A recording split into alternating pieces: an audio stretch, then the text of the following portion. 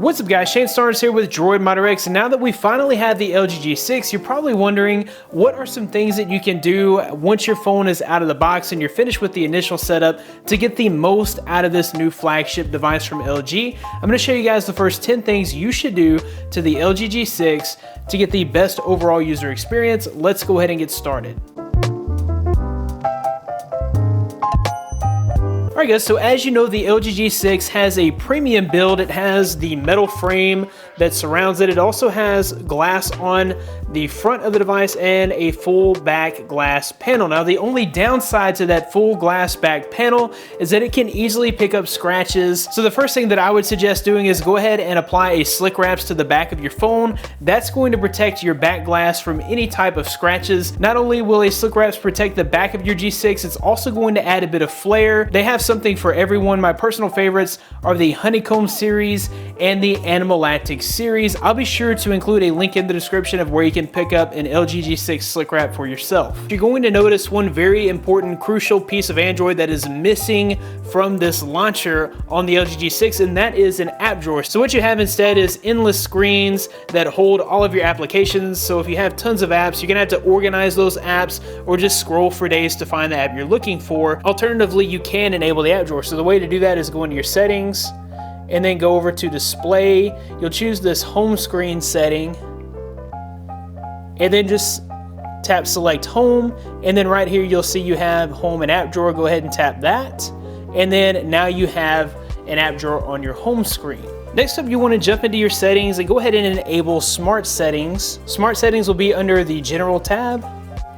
What this allows you to do is set up the way your device behaves depending on your environment. So obviously when you're at work, you're not going to want your phone to make as many sounds with the notifications, and also with just whenever you open up, say, a YouTube video. You can select a sound profile for at home or when you're away from home. So say you're headed to work, you can turn all sounds off. Once you return home from work, your phone will automatically launch the profile for home, so it'll turn up volumes and notification volume since you are now no longer at work. You can also set up applications that will auto launch whenever your earphones are plugged in or whenever a Bluetooth device is connected. The LG G6 comes with 32 gigabytes of onboard storage, but that storage is expandable.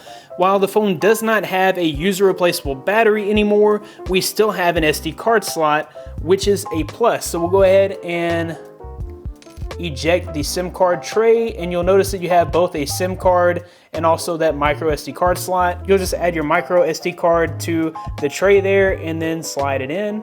And then just make sure that you do push this in all the way so that your phone is sealed and waterproof. Then you'll see it notifies you that there is an SD card available. This is available for moving images and other media files. To keep your phone secure, you'll also want to consider adding a fingerprint to your phone for unlocking it.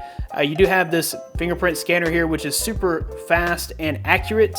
The way you would do that is head into your settings, go into fingerprints and security, go to fingerprints. Okay, so I'll always go ahead and set up my index finger when the fingerprint scanner is on the back. So we'll go ahead and do that now. And as you can see, it only takes a few taps to get your fingerprint registered. It takes about 6 or 7 taps, and then that fingerprint is registered. Now you're able to just use the fingerprint scanner to unlock your device. So when you first turn on your LG G6, you're probably wondering what is the quickest and easiest way to launch the camera. LG has a few shortcut keys. You can double click on volume down to launch the camera, or double click on volume up to take a screen capture. Double tap volume down, that will go ahead and launch our camera, which means you won't have to miss any moments fumbling around trying to get your phone unlocked and then launching the camera application. So in your notification drawer, you do have 6 quick setting toggles that are right there, easily accessible with one swipe down. You can actually edit those. So if these are not the 6 that you are most likely to use, just swipe down again and you'll see this button here, edit. And you can rearrange these, making sure that the first 6 are the most important to use. So if you use airplane mode a lot, you would just press and hold and then move that up top. That way it appears in those first 6. Or if you use your flashlight more often, you would just drag and drop that there. If there's some that you don't use at all, like say you never use the battery saver, you can actually drag it down here and that will remove it from your notification settings. As you can see here, I've also edited the navigation bar. I've got my back button on the right and the recents on the left. The reason I've done that is because I'm coming from the Galaxy S7 Edge, and that's what I'm used to. It would be easy enough to get used to the way that every other Android phone has it, which is reversed. But for me, I just prefer it that way. To change your navigation bar, you'll go into your settings, go into display, and then go to the home touch buttons. Go to button combination, and you can rearrange the order here. You can also add notification, capture, and Q slide. This way you can have, say you just wanted a small window of your messaging application, you can have your multitasking windows. If there's any up here that you don't like, just drag it and drop it back down, and that will delete it from your nav bar. On the lock screen, you'll notice that you do have access to a couple of applications. You can actually edit this to allow for more applications on that screen. You go to settings, display, lock screen. Here you can change the wallpaper, the clock, and then you can add these customizable shortcuts to any application you like. It just makes for a little quicker access to those apps. Once you've added those, you'll see them appear here. To access those, you would just grab it and slide up. Of course, if you do have a PIN or fingerprint enabled, you'll still have to use that PIN or fingerprint to unlock the phone in order to use your application. You may also want to go ahead and lock the content in your Quick Memo Plus and your gallery. This way, if you hand your phone over to a friend to look at an article or a Facebook post or something like that, they can't just go into your phone and check out all the pictures that you have taken. Those are your private images, and it's nice that LG gives you the option to lock those. So the way that you would do that is go into your settings, general, go into fingerprints and security, and you'll see this option here for content lock.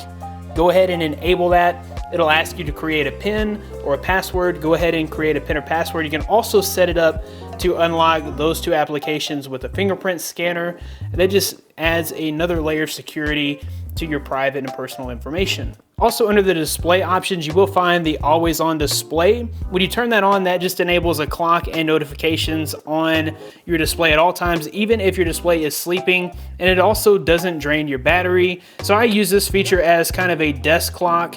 I can just lay the phone on my desk and always have access to the time and see notifications as they're coming in, even when my phone is turned on silent and vibration is turned off. So you can just turn that on.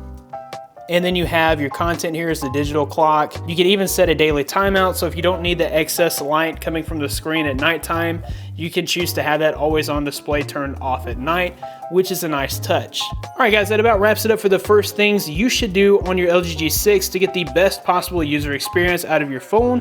If you like this video, be sure to give it a big thumbs up. Subscribe to this channel for more content like this in the future. You can find more of me at droidmodderx.com. Follow me on Twitter at droidmodderx. Thanks, guys, for watching. Be blessed. I'll see you in the next one.